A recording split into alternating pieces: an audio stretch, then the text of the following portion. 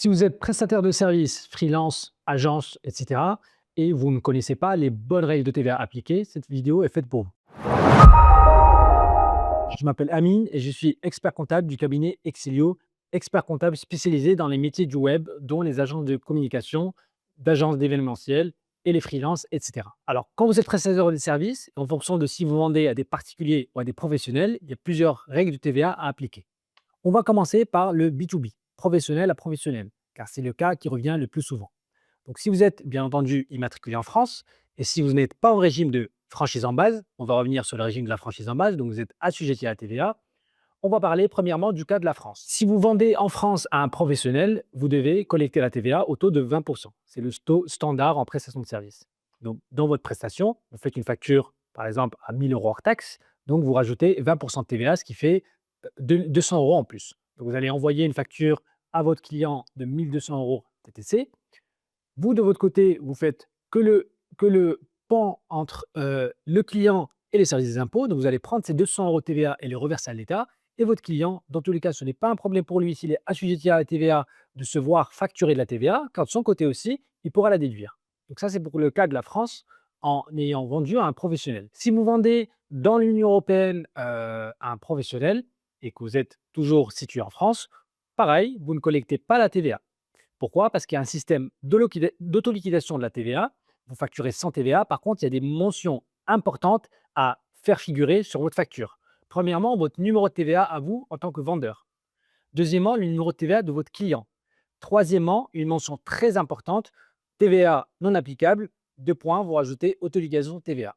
Cette mention-là, vous pouvez la retrouver sur Internet, sur notre site exilio.fr, en cherchant un article de blog qui parle des régimes de TVA applicables aux prestataires de services. Et si maintenant vous vendez à un professionnel en dehors de l'Union européenne, vous ne facturez pas de TVA, car c'est exonéré de TVA dans le cadre d'une vente en dehors de l'Union européenne, donc une vente à l'export. Maintenant, imaginons si votre client, c'est un particulier. Donc, toujours dans le cadre d'une société française, votre client, c'est un particulier situé en France, vous facturez avec 20% de TVA.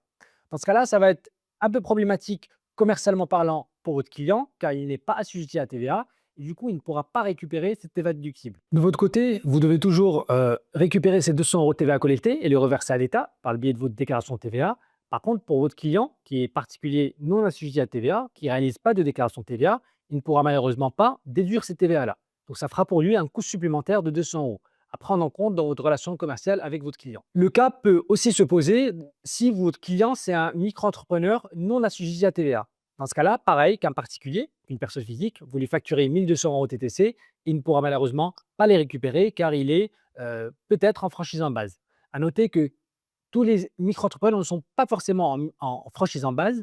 Il faudra peut-être, commercialement parlant, poser la question à votre client micro-entrepreneur, est-ce qu'il est en régime de franchise en base ou est-ce qu'il est assujetti à la TVA, par exemple régime mensuel, trimestriel ou annuel. Maintenant, si votre client, c'est un particulier situé dans un autre pays de l'Union européenne, là, c'est d'autres règles qui s'appliquent. Dans ce cas-là, vous devez collecter la TVA. Ce n'est pas comme si vous vendez à un professionnel dans l'Union européenne où on a dit, en respectant certaines mentions obligatoires sur les factures, vous appliquez l'autoliquidation de la TVA sur votre vente.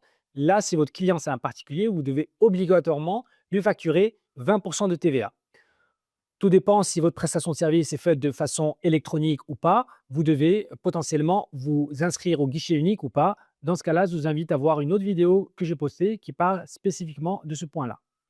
Concernant les ventes réalisées en dehors de l'Union européenne, et si vous faites de la prestation de service de conseil par exemple, vous êtes exonéré de TVA dans ces pays-là. Donc, si vous vendez une prestation de service dans le cadre d'une agence de communication à un particulier, vous êtes exonéré de TVA, donc vous facturez que les 100 € hors taxe et vous ne rajoutez pas les 200 € de TVA collectée. Alors, même si vous ne collectez pas la TVA sur la vente, par exemple dans le cadre de l'export, vous devez obligatoirement respecter certaines mentions dans votre déclaration de TVA. Donc, ces 100 € hors taxe vendus en dehors de l'Union européenne doivent obligatoirement figurer dans votre déclaration de TVA dans la case dédiée.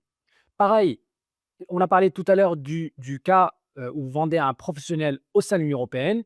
Même si vous ne facturez pas de TVA, vous devez obligatoirement faire figurer cette vente-là dans votre déclaration de TVA. Aussi, dans le cadre de la vente de prestations de services, vous devez remplir une déclaration qu'on appelle DES, déclaration d'échange de services.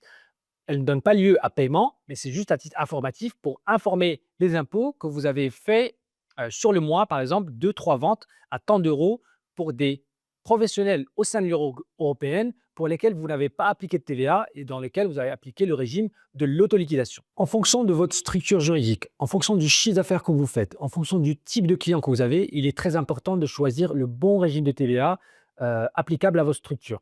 Car cela, commercialement parlant, peut déjà impacter votre relation avec votre client. Car par exemple, votre client peut faire le choix d'aller vers un micro-entrepreneur qui ne va pas lui facturer la TVA au lieu de faire appel à une société qui va lui faire facturer de la TVA. Donc ça, c'est très important déjà, commercialement parlant. Deuxièmement, il faudra bien choisir les règles de TVA applicables à votre structure en fonction des charges que vous avez. Si vous êtes en régime de franchise en base et vous avez énormément de charges, vous ne pourrez malheureusement pas récupérer la TVA sur ces charges-là.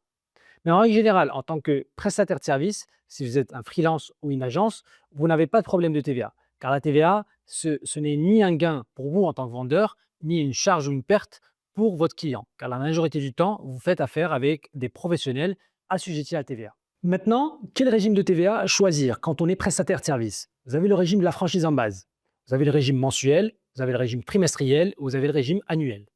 Le régime de la franchise en base est vraiment fait pour les toutes petites structures qui ne dépassent pas un chiffre d'affaires de 25 000 euros. Ces 25 000 euros sont encore en suspens car sur la loi de finances 2025, il était sujet d'abaisser le seuil de franchise en base à 25 000 et c'est en suspens jusqu'au mois de juin. Et dans le cas où cette loi passe, le chiffre d'affaires maximum à pas dépasser pour obtenir la franchise en base, c'est 25 000 euros de chiffre d'affaires. Le régime mensuel, c'est le régime réel normal. Donc, chaque mois, vous collectez la TVA sur les ventes que vous avez réalisées. Vous déclarez dans les cas spécifiques dont j'ai parlé, hors Union européenne, intracommunautaire, directement sur cette déclaration de TVA mensuelle. Le régime de déclaration trimestrielle, c'est une déclaration par trimestre. Pareil, vous collectez la TVA sur vos ventes, vous déduisez la TVA sur vos achats. Par contre, vous ne devez pas dépasser une TVA collectée de 4 000 euros. Le régime de TVA annuel fonctionne différemment. Vous avez 2 acomptes à l'année.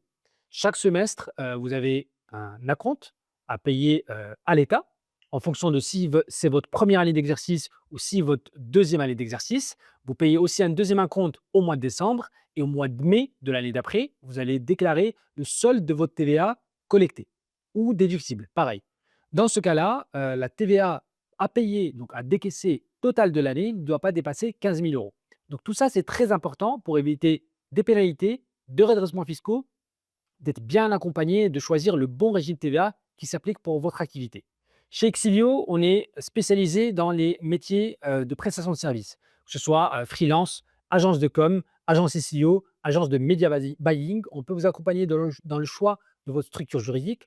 On peut vous accompagner dans le choix de vos régimes de TVA, mais aussi dans votre régime d'imposition. Donc n'hésitez pas à faire appel à nos services si vous avez besoin d'accompagnement dans ce sens.